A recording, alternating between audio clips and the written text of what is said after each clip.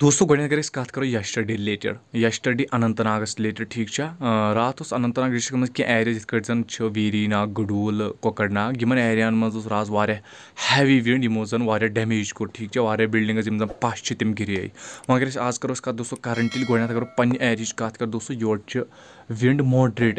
ठीक moderate wind your और अगर कत करो रेनफॉल गो योर लगभग लाइट तम अगर ये जन वन शावर्स ठीक इंटरमिटेंट रेनफॉल ठीक अगर कत करो दोस्तों ब्रो वन क्या वन दोस्तों पगह आफ्टरनून पे वेदरस मज इम्प्रूवमेंट ठीक इस हैवी विंड या रेनफॉल इतनी गसान इतनी दूर करान दोस्तों यह गई पगह पे क्लियर कोतान 10 मार्च तान और दोस्तों वन कि 10 मार्च ब्रो थोड़ा सा चांसेस 6-7 तारीखस पे बाकी ओवरऑलस मज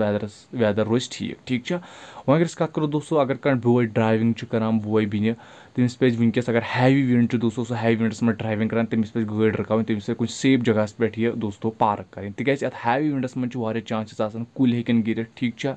मकान पश हेकन गिर इसलिए कल विंड रकी तुत कल गई ड्राइविंग करें या अगर तुम गरस पन्निस गरस मज अलर्ट बिन केयरफुल कुल हे पे ठीक अंद पक थवन ध्यान ठीक तो दोस्तों तुज क्या राय रिलेटेड कमेंट सेक्शन में पन राय जरूर मिलो किस नई वीडियोस में दियो तित काल इजाजत अल्लाह हाफिज।